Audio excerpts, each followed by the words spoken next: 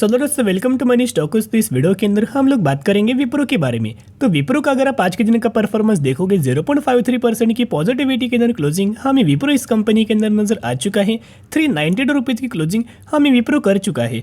तो आज के दिन एक रिपोर्ट हमें नजर आई है और इस रिपोर्ट के अंदर दोस्तों एक मेंशन किया गया है कि किस तरह से विप्रो अपना Q1 का रिजल्ट परफॉर्म कर सकता है। तो ये जो रिजल्ट्स किस तरीके से कंपनी परफॉर्म कर सकते हैं उसी के रिगार्डिंग एक रिपोर्ट है।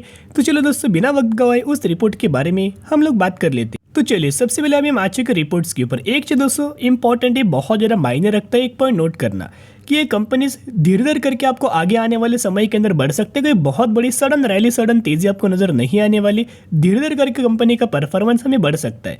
तो चलिए रिपोर्ट क्या है, क्या बोल रहे हैं, हम लोग बात कर लेते हैं। अभी इस रिपोर्ट के ऊपर कोई 100% चीज़ें डिपेंड नहीं होने वाली।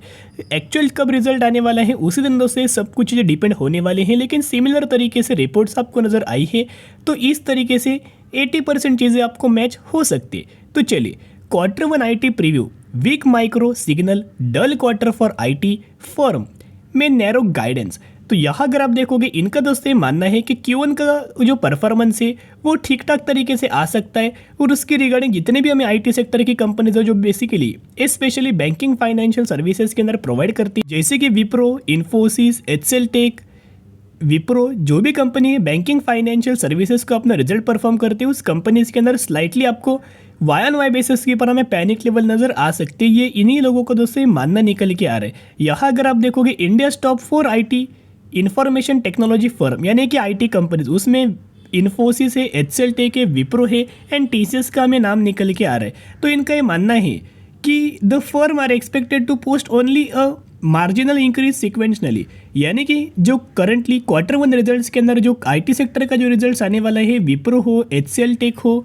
TCS हो या फिर इन्फोसिस हो, इन सभी कंपनीज का आपको मार्जिन्स के अंदर हमें ग्रोथ आपको दोस्तों नजर आ सकता है। लेकिन ओवरऑल बेसिस के ऊपर हमने पहले Q1 रिजल्ट्स रिगार्डिंग इन्फोसिस के बारे में जो हमने बात किया था, तब मैंने एक बात आपके साथ शेयर किया था कि इन्फोसिस इस कंपनी का Q1 के अंदर हमें परफॉर्मेंस अच्छा आ सकता है। क्वार्टर बेसिस के ऊपर कंपनी का परफॉर्मेंस बढ़ सकता है, लेकिन ईयर बेसिस के ऊपर दोस्तों परफॉर्मेंस करंटली नहीं बढ़ने वाला, वहाँ आपको डिक्लाइन हमें परफॉर्मेंस नज़र आ सकता है। तो करंट क्वार्टर का जो Q1 का जो परफॉर्मेंस हमें आ सकता है, विप्रो का भी सिमिलर तरीके से नज़र आ सकता है। Q1 के बेसिस के ऊपर हमें इनके रेवेन्यूज़ के अंदर भी जंप आ सकती है, इनकम के अंदर जंप आ सकती है, या फिर आप बोल सकते हो नेट प्रॉफिट्स के अंदर जंप आ सकती है, मार्जिन्स के अंदर जंप आ सकती है। लेकिन अगर आप यही Y-on-Y बेसिस के ऊपर देखोगे तो ईयर ऑन ईयर बेसिस हमें जंप नहीं आने वाली, उसको स्लाइटली आपको Q2 रिजल्ट्स का आपको टाइम लग सकता है। Q1 के अंदर आपको Q1 के बेसिस के ऊपर जितने भी परफॉर्मेंस नजर आएंगे वो अच्छी खासे नजर आ सकते हैं। तो ये जो वीकनेस जो हमें नजर आई है अभी भी अगर आप देखोगे तो बैंकिंग फाइनेंशियल सर्विसेज के अंदर अभी भी ग्लोबल बेसिस के ऊपर वीकनेस नजर आई है। और साथ में एक और अपडेट्स क्या है कि यूरोप के अंदर आपको बताए सभी कंपनी का बिजनेस यूरोप एंड US के अंदर नजर आ रहा है, जहां जो इंटरेस्ट रेट लगातार हमें हाई नजर आया था, इसकी वजह से भी IT कंपनीज को करंटली हमें प्रॉब्लम फेस करना पड़ रहा है। लेकिन यही रिपोर्ट्स के अंदर एक मेंशन किया गया है कि शॉर्ट टर्म बेसिस के ऊपर आपको पैनिक लेवल नजर आ सकते हैं। कंपनी धीरे धीरे करके, जैसे कि Q1 के अंदर कंपनी Y-on-Y बेसिस के ऊपर स्लाइटली कंपनी का परफॉर्मेंस डाउन आ सकता है, लेकिन Q1 के बेसिस के ऊपर कंपनी इंक्रीज कर सकती है। फिर Q2 का जो कंपनी रिजल्ट अपना जब पेश करेगा उसके अंदर भी स्लाइटली ग्रोथ आ सकता है, फिर Q3 के अंदर ग्रोथ, Q4 के अंदर ग्रोथ। तो धीरे धीरे करके आपको इस कंपनीज के अंदर ग्रोथ नजर आ सकती है। यानी कि दोस्तों फिर से एक शॉर्ट में हम लोग बात करेंगे, उस रिपोर्ट के अंदर हमें ये मेंशन किया गया है विप्रो और इन्फोसिस का, दोनों का एक मेंशन किया गया है, TCS और HCL टेक का भी पकड़ सकते हो कि आपको जो रेवेन्यूज के अंदर भी जंप नजर आ सकती है, मार्जिन्स के अंदर भी जंप नजर आ सकती है, नेट प्रॉफिट्स के अंदर भी जंप नजर आ सकती है। Q1 के बेसिस के ऊपर Q-on-Q बेसिस के ऊपर जंप आ सकती है, ना कि दोस्तों ईयर ऑन बेसिस के ऊपर। तो इस रिपोर्ट के अंदर यही सब कुछ चीजें हमें मेंशन किया गया है।